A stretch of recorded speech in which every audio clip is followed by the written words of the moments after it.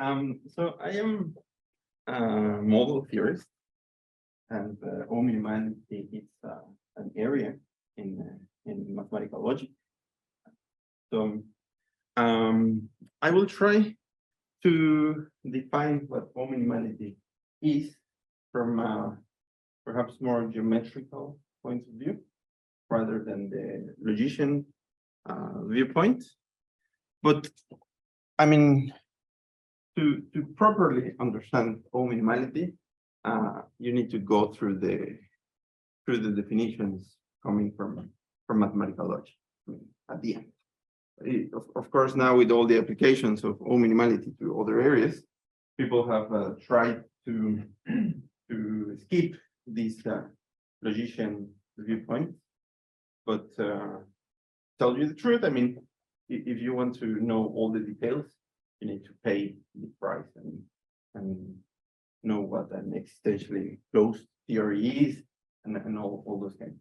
Still, I hope that this mini course and this short lectures will help you to grasp on that. Okay. You really won't use it like a geometry. That's the only way to learn the paper by Tarzan and Petrovsky, which is impossible to read. But if you put the effort, then you're an expert. Yeah, but I mean, also that paper is on the non-Archimedean side. If you work on the Archimedean side, you could also try something less complicated than Rishofsky and Kashan. Actually, I prepared some references. Some of them are just surveys, and some of them are articles that might be interesting for you. So I have 4 things that I will talk about. So first of all, I will first talk about O-Minimality, and I will present it both as a property that a structure or a model, maybe structure model, but also as a property that a first order theory could have, right? It's a subtle difference. It's not too important, but it's a good idea to know what we're saying, that it's O-minimal. Then I will present 2 properties that O-minimal theories have. One of them is the presence of something called scaling functions. And those scaling functions are related to what we logicians call elimination of imaginaries, which is some kind of tameness with respect to equivalence relation.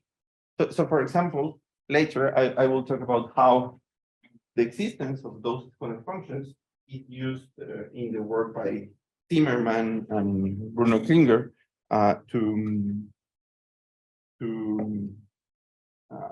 to prove that certain geometric structures, which are definable in an O-minimal theory, have geometric quotients in the sense of the categorical point of view of geometry, right? So this is very important, and the definition is so simple that you'll have an idea of what's going on. And the second property, which is of course fundamental for O-minimal theories, is the cell decomposition. Okay, you've probably heard cell decomposition. I don't know if in the previous talk it was mentioned. In the previous talks. Okay, so you're experts on cell decomposition, I guess. But I mean, the idea of this presentation is to give proper definitions, but also to relate these cell decompositions to stratifications, triangular decompositions, blah blah blah, and those kind, right? I'll also present the relation with what Grothendieck called the topologie modérée, Tame topology. Means the slogan about O-minimal geometry is that it satisfies what Grothendieck was thinking about in his esquisse in his last paper, his last article, right? So I will relate the existence of scaling functions and the existence of cell decomposition to two statements made in the article where Grothendieck mentioned the Tame topology. Okay, I mean this is not a precise statement, of course. Also in the paper of Grothendieck, it was a bit vague with respect to some things, but I suggest an article which was published maybe 5 years ago, where they go through a checklist of which properties suggested by Grothendieck were actually theorems in the O-minimal, O-minimal category. Okay, and then I might not have time for this, but I chose 4 very recent papers where O-minimal theory is used to prove different things. So first one of them is a Gaga-like statement for definable even for definable shifts in O-minimal theories. The other one for the geometric quotients I mentioned, it's very nice because while I mean you could have an algebraic variety and then the quotient of course might not be an algebraic variety, but this is a well-behaved phenomenon in O-minimal. So I will give a statement that was shown in the article by Klinger and Zimmerman. Okay, so I will talk about these 4 consequences. And also I should say 4 very recent consequences. It turns out that the tameness of O-minimal theories is good not only for geometers, but also for people who are interested in arithmetic or even combinatorics. So for example, there is a very nice little good over like theorem. I don't know, this is a statement coming from concentration measures in probability theory. And there is a version of this statement for O-minimal theories, which is very nice. This is perhaps 3 months recent paper, and well, I just want to show you all the nice consequences you could find in O-min. Okay. And please interrupt me if you have any question. Okay. So first, a definition. So the definition that I will give here is a first order theory, first order structure. It's a set. I call our ambient set M, but of course you should be thinking all the time about M like being R. Yeah, this is our favorite first order structure today. Together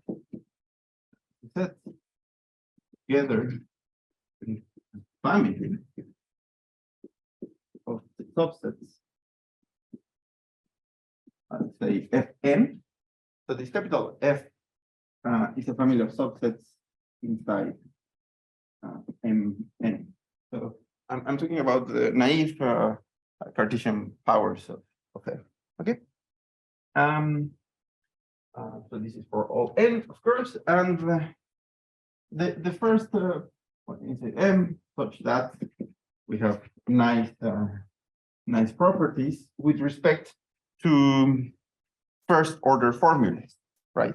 So first order formulas are well behaved, for example, with respect with the conjunction, with the negation of a formula. So the first thing is that Fn is a Boolean algebra with respect to the union or disjunction, with respect to intersection or conjunction, and with respect to the complement or the negation of a first order here, right? So this is it's very important that it's closed under finite operations. So I'm not saying that we won't allow right now infinite formulas.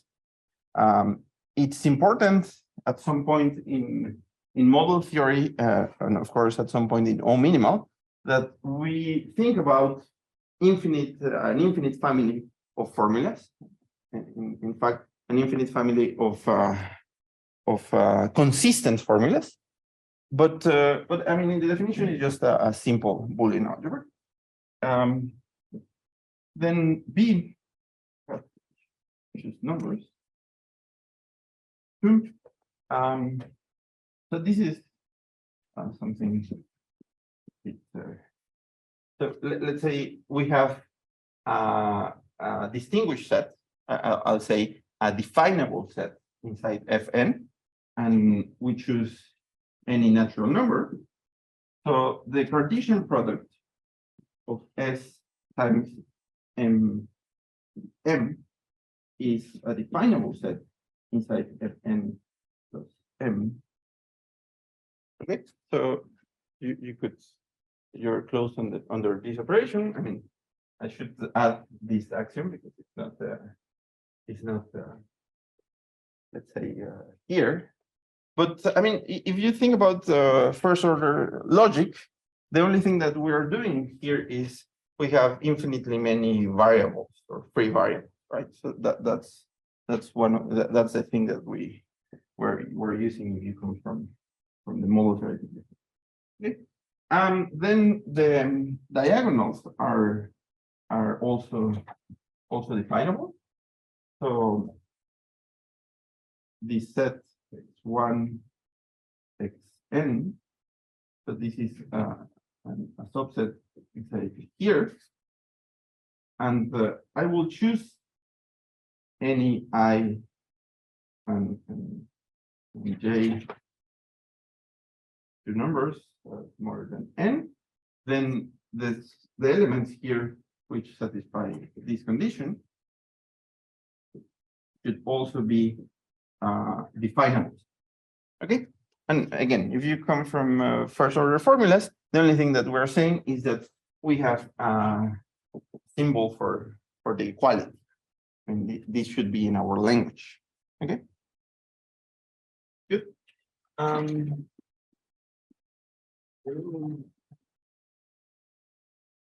It's not. I'm not breaking anything, right?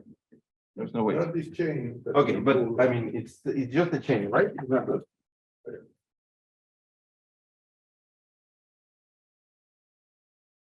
Give me the positive sign.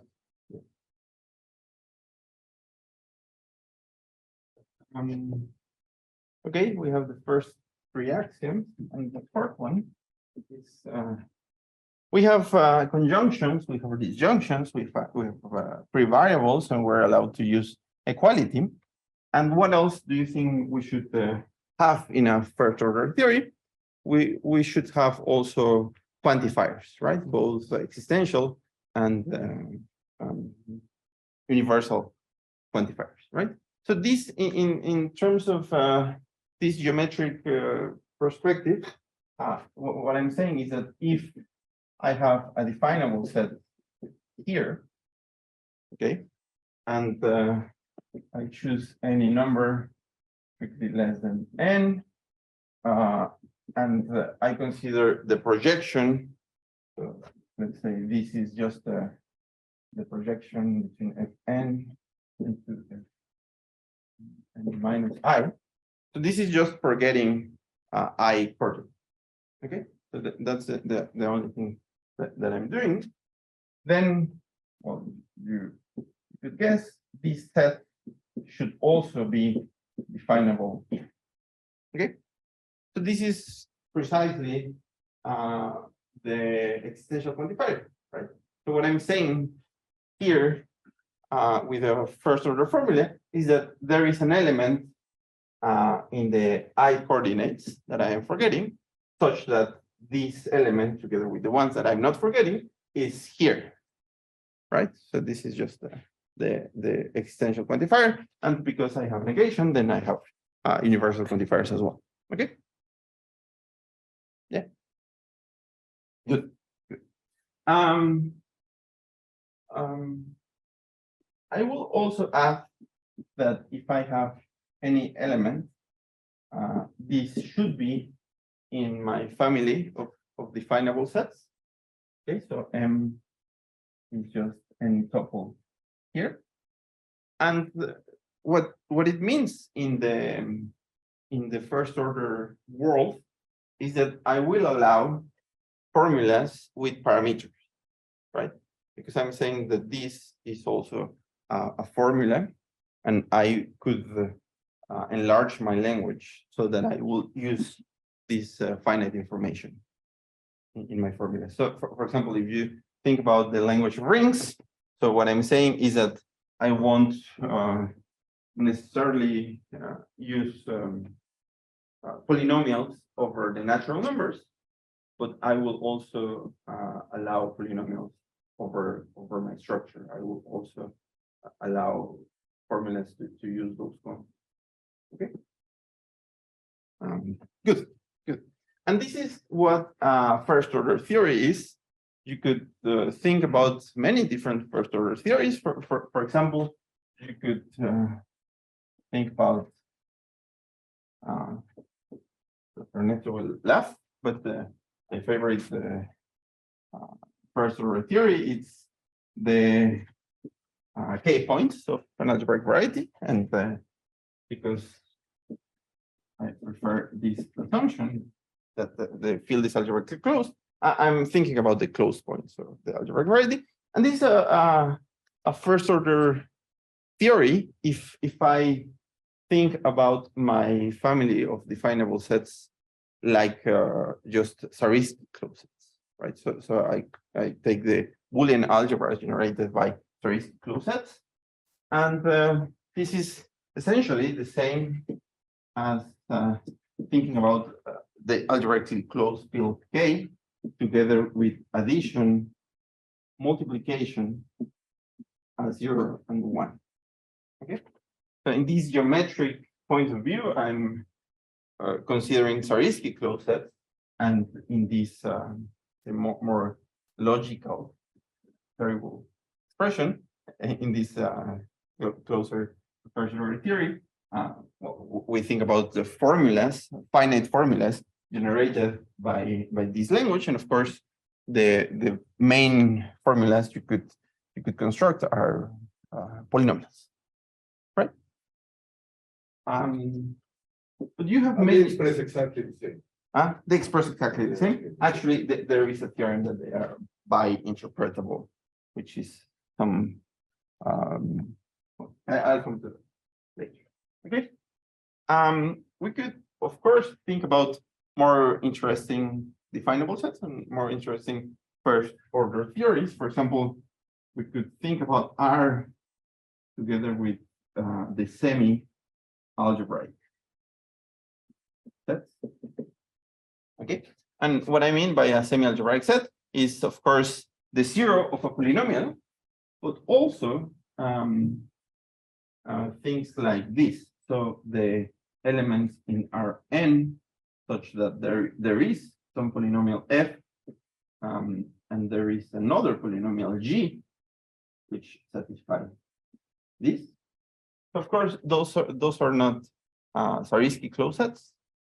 They might be a lot more, but semi-algebraic sets will include this kind of formula. Okay.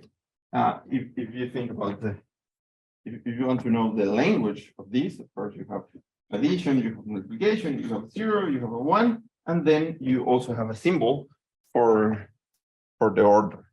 Yeah. Okay, good. You could think about vector spaces together with the affine subspaces. You could think about the p-adics together with the sets definable using the evaluation. So instead of this symbol, you could have evaluation and then say anything that is below some polynomial, it's still a definable set. And I mean, it turns out, as Ludmil pointed out, that the theory of the first order structure of some non-Archimedean fields is tame in some different sense. Okay. Yeah. And any question?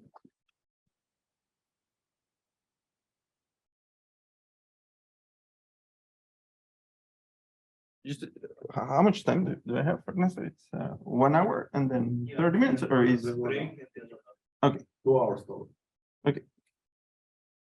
Well, now this is a first order structure, and then I will add 2 more axioms. First order structure is O-minimal if the axiom 6 and 7 are true. So the first one is that we have a distinguished subset, I would call it this way, that lives inside the Cartesian product or the Cartesian plane. I will add that this set, you could interpret this graph as the graph of a totally ordered set. I will add without endpoints. This is something important in the presentation that I'm giving. I mean, this is not an axiom, but for those who knows some of the definitions of first order theory, I need to add this even dense, precisely because I don't want to make a difference between O-minimal theory and O-minimal structure. So when I add these 2 axioms, what I'm saying from a model theoretic point of view is kind of saturated, is rich enough that I won't worry about the theory, and I can work with the points, with the closed points of my structure. Okay, endpoints is the total order. Yeah, I mean, this is important in the definition of O-minimal theories, or O-minimal structures. But the main point, which is amazing from, I think, from a geometric point of view, is that I will add an extra axiom that seems very weak, but it turns out that only this axiom makes the whole theory or the whole family of definable sets tame.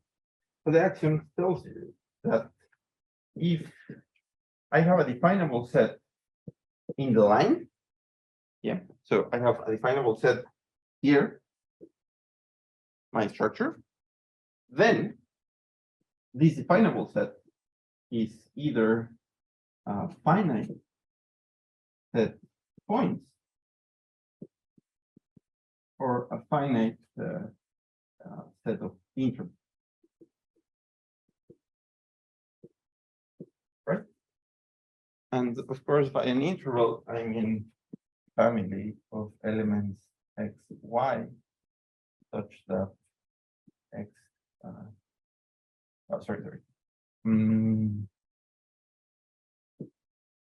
So the A and B, and I'm thinking about all elements like here. Okay, it's very important to include that both points A and B are elements in the structure, right? So for instance, if I'm thinking about this structure with its order and maybe as a field or something like this set is not an interval, right? It's not an interval inside this structure.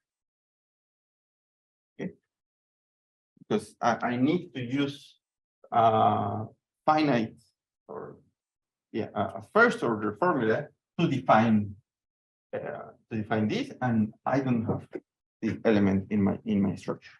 Okay, good. So this is it. This is the O-minimal axiom. No, this, and it turns out that the theory that the rest of definable sets in larger Cartesian products inherits is very rich, and it has this same property. Okay, good.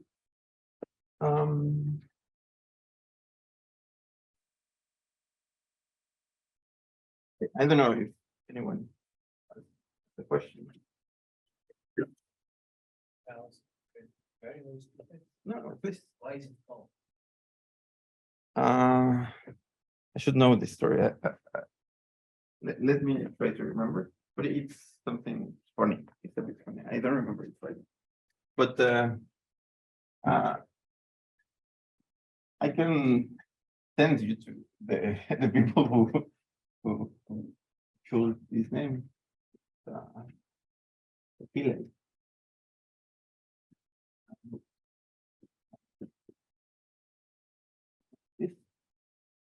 It was them who used this terminology. Oh yeah, no, now I remember. So the minimal part is kind of clear because I mean there is another definition in model theory that it's a strongly minimal. The strongly minimal tells you exactly the same that I said in axiom 7, but without having axiom 6. I mean, without having an order. So and strongly minimal set or structure is a set such that in the line, the only definable things are the ones you get from equality and from this Boolean algebra, right? So in a minimal set, you only have finitely many points or sets which might be cofinite, right? The strongly minimal is a theory where it's a structure where definable sets over the line are either finite or cofinite. This is like Tarski topology, right? So we're thinking of O-minimal. I mean, the main example of O-minimality of a strongly minimal structure is the algebraically closed field, right? And then the O comes from the order. So it's minimal, but with respect, I mean, but considering an order. A new symbol. A new symbol, this order. I know it looks like I'm inventing this, but no, it's just that But sometimes so, I don't remember. So in the other, there's this duality, so to speak here. There is set theory, the way you present it. But you could have avoided set theory and use only languages and things like that. And then, so it's these languages that have only this collection of symbols, variables, constants, and plus, minus, dot, minus, less than, and that's it. And that's where the O-minimal story takes place there. Or Well, I mean, for example, you might not have addition and multiplication, right? So you could have O-minimal theories without mentioning anything about group structure or field structure. Okay. Okay. So, for example, in the field example of the variety of k equals k bar that you mentioned, right? One could imagine that a slight modification of things that you just move through fields without committing to a field. Is it so? Or? No, this is a problem from Mulford's point of view. This is right. This is exactly the problem I was mentioning between giving the definition for a structure, for a set, or giving the definition of a theory being strongly minimal. Yeah. Okay. So I mean, the theory of algebraically closed fields is O-minimal because we don't care which algebraic closed extension you're thinking about. Still, the definable sets will be either finite or finite.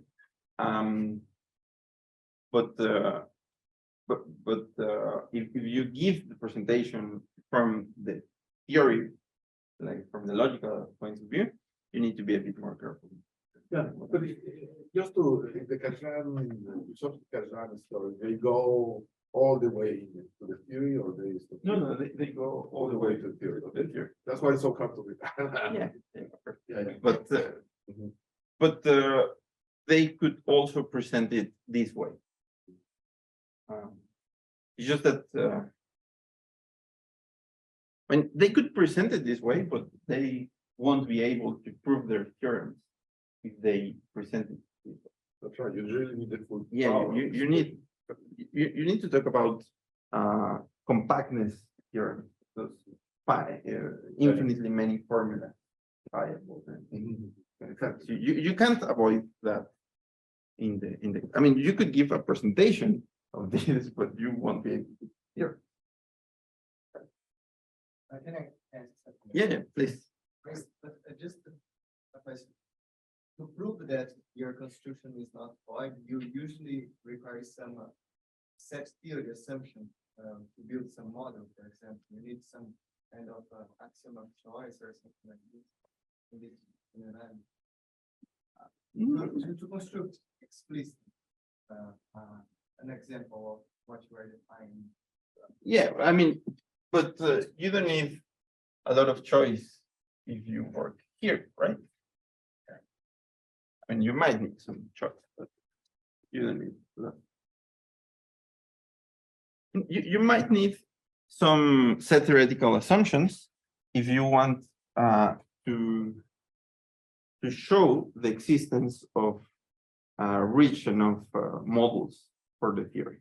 That's where you might need some continuum injection hypothesis or something. But in general, it's not a big problem. It's strange, but we model theories, we logicians are okay with those kind of hypotheses. I mean, this is equivalent to the existence of an ultra product. I mean, but it's not. You don't need a lot, especially if you are thinking about the applications. If you're worried about the applications and you are also a careful set theorist, it's fine. You won't need much of those assumptions.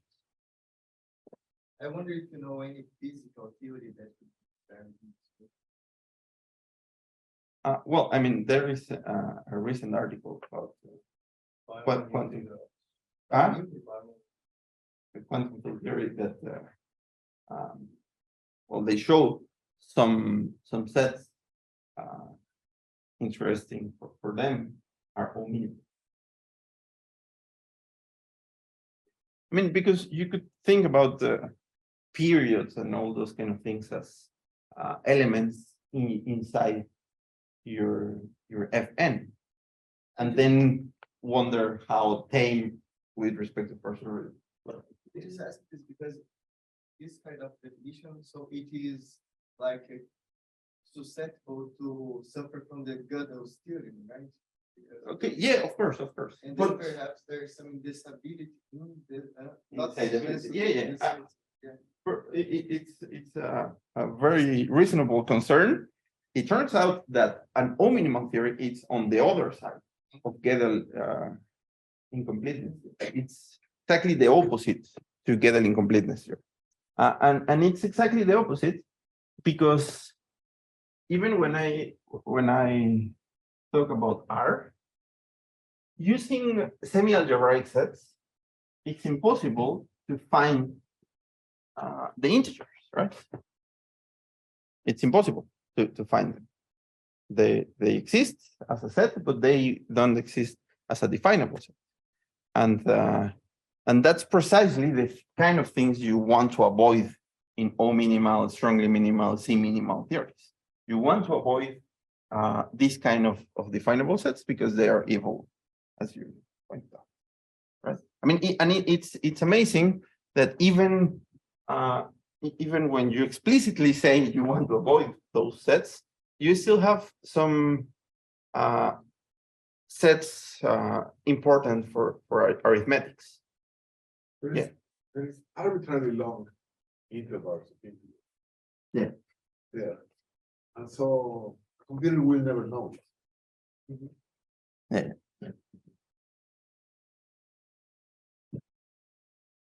Please tell me if I'm doing it okay. I don't know the how much do you know about this? Is it okay, the pace or? Very Yeah. Okay. So the kinds of O-minimal theories we are interested are of course the real numbers with the semi-algebraic set. So this is a classical problem stated by Tarski, who showed that we don't need axiom 5. No? Sorry, Five is lost. 5 is low. Oh, I thought. Where is it? I did. Okay. The problem is just hidden there. No. But lost. I thought I was careful with these kind of things. Well, axiom 5 or 4 or something like this was the statement that the projection of a definable set is still a definable set. Do you remember this thing that I said about existential quantifiers? Okay. So what Tarski shows, I think it's I should say Tarski-Seidenberg theorem. What he shows is that we could avoid this the use of projections. So anything which is of this form could be defined without using the projection. Meaning we can find a formula, first order formula, that is not using any quantifier to define any definable. Okay, and Is this related to the Montpellier stuff? no, it's stronger.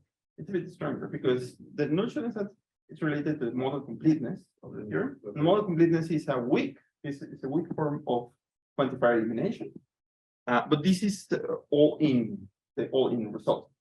This quantifier elimination. Actually, I told you that semi-algebraic sets are O-minimal, but this won't be trivial. I mean, this won't be true if we didn't have such a statement, right? So because you have quantifier elimination,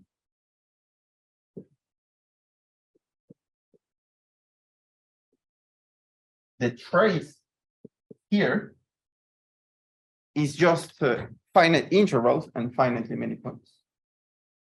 Right? I mean, because nothing tells you that maybe you could find a very complicated set inside R 1 million and then project it into R and maybe have some difficult or evil set, right?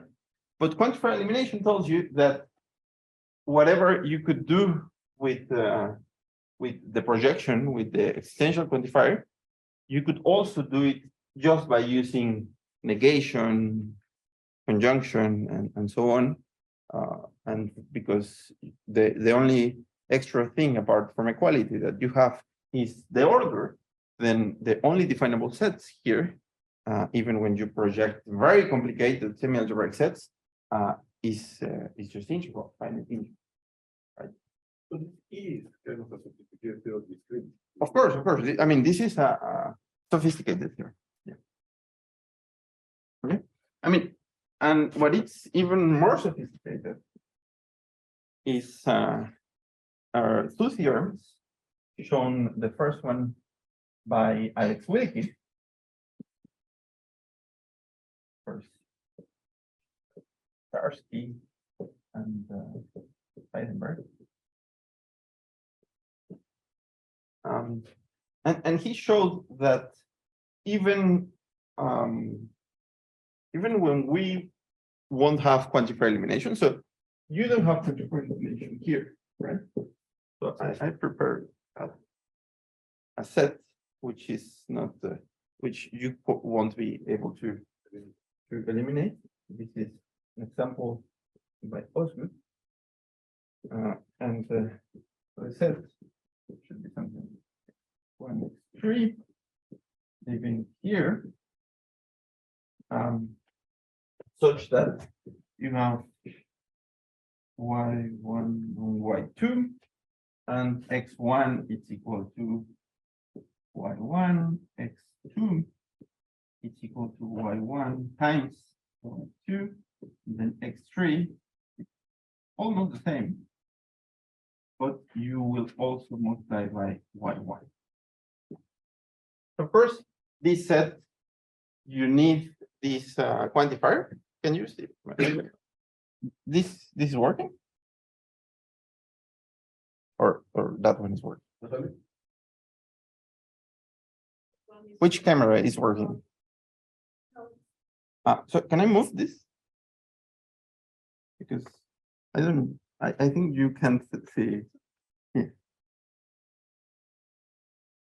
So this set, of course, you need a quantifier, but it was shown by Osgood that you can't eliminate this quantifier, right? So the theorem by Wilkin is that this theory, even when it's not you can't eliminate quantifiers, it's still O-minimal, right? And of course, this is as Ernesto said, this is an important result and non-difficult, very difficult.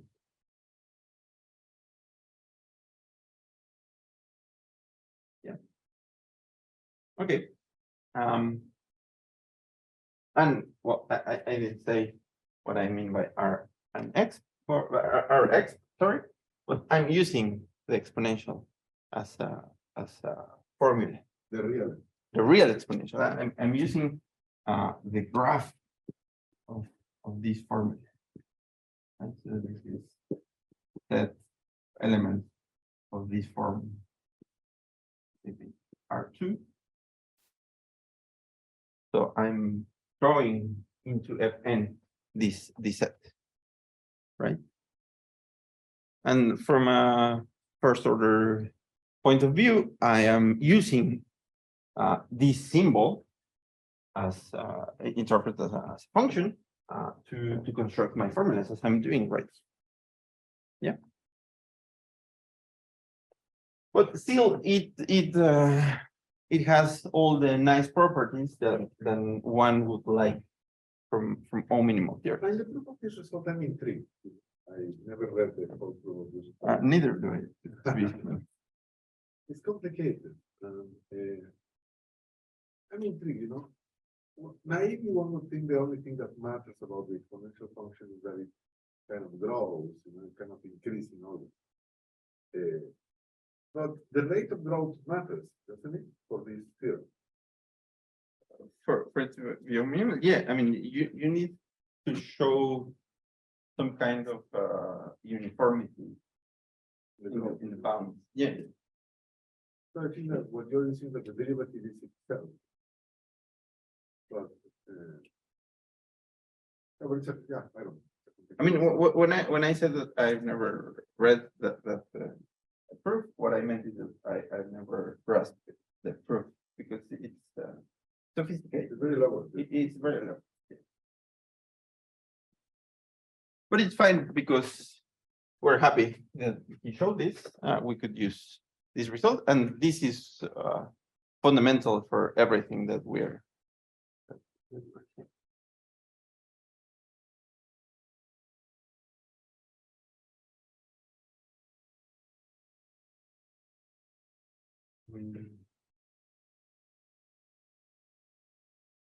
think it's fine, right?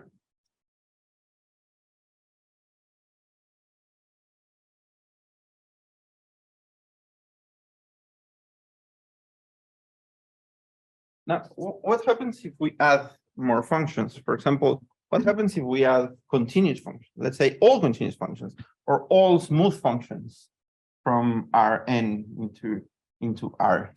It turns out, as all the examples that we know from our first course in calculus, that almost everything that could go wrong, is wrong with the family of continuous functions, but even with the family of differentiable functions, smooth functions, real analytic functions, still you could find some non-tame properties. And by non-tame, what I mean is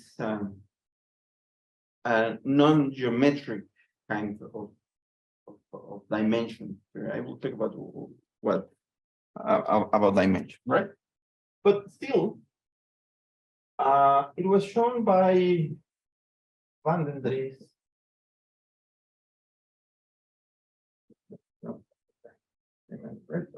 And also Gabrilov, that maybe you won't add all analytic functions, but you will add some part of all analytic functions. What I mean is the following. So let's say that we have a function going from this place into this place, and we will only consider functions such that there is an open set U, and this function here is analytic. Real analytic. Okay. So, I mean, I take the family of all functions which satisfy this, and the only thing that I will add is the graph of this function, this restricted. So I will add inside Fn n plus 1, I will add the sets of this form. X is an element, of course, in this space, and F is real analytic. Right. So I'm considering all functions, or all analytic functions.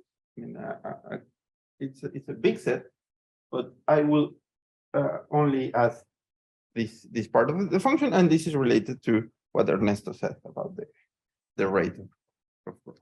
So Van den Dries, together with some work by Gabrilov, they showed this structure is O-minimal, meaning that the trace of all definable sets, all elements in Fn inside R, is still very simple as equality and finite for finitistic formulas. Yeah. What is the idea here? You can approximate the way by 10 million. So No, it's also an elimination like result. yeah, but an analytic function on a compact thing, you can approximate it very well. Yeah. Very well, you can approximate it.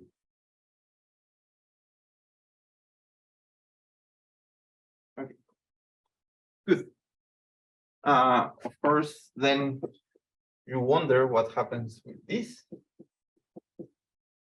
And this is perhaps one of the major results in model theory. Something too complicated that this theory is only. Okay. Good. And then you said that there is a big You could add something here, like Pfaffian functions or something like this, but I mean, I don't know.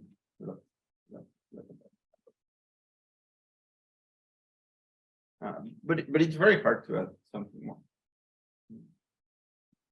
Perhaps this is the safest place without going to the incomplete world. Okay. some things which are nice about all minimal things is, for example, if I have a definable set of n, then what happens with the topological closure? Now I'm thinking about R, right? So let's think about R. So what about the closure of this definable set? Do you think it's still definable? Well, it's very easy. To show that this is definable, just the usual definition of the closures using epsilons. This first order formula that it's satisfied by this element. Then many other things, like for example, if you have a function which is d differentiable and definable, then the partial derivatives are still definable. This you can use the classical first order definition, and everything goes quite nice. Okay. I'm about to start the Scholen functions. Well, maybe I can leave these 5 minutes for questions, because I don't want to go into the Scholen functions, which is the next part. I don't know if you have any questions.